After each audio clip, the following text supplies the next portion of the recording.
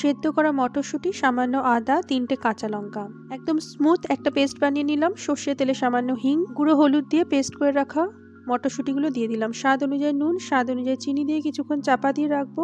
জল একদম শুকিয়ে গেছে, বা 2 চামচ ছাতু দিয়ে পুরটাকে একটু টাইট করে নেবো। ভালো করে নাড়াচাড়া করে নেবো ছাতুর সাথে। রেডি হয়ে গেছে মটরশুঁটির পুর।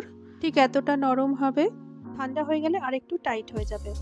ছোট বাটি 2 বাটি আটা আর 3 বাটি ময়দা মিশিয়ে নিলাম। 1 চামচ সাদা তেল দিয়ে হালকা গরম জল দিয়ে মেখে নেব। অল্প অল্প জল দিয়ে একটা টাইট ডো বানাতে হবে। ছোট করে লেচি কেটে এইভাবে বাটির মতো করে নেব। ভেতরে পুর ভরে মুখটাকে ভালো করে বন্ধ করে দিতে হবে, যাতে বেলার সময় পুর না বেরিয়ে যায়। খুব হালকা হাতে বেলতে হবে, বেশি চেপে চেপে বেলা যাবে না, নয়তো পুর বেরিয়ে যাবে। সাদা তেলে কচুরিগুলোকে এইভাবে একটু চেপে চেপে দিলে ফুলে উঠবে। আমি আটা ময়দা দিয়ে বানিয়েছি, আপনারা শুধু ময়দা দিয়েও বানাতে পারেন। রেডি হয়ে গেল গরম গরম ফুলকো ফুলকো কচুরি।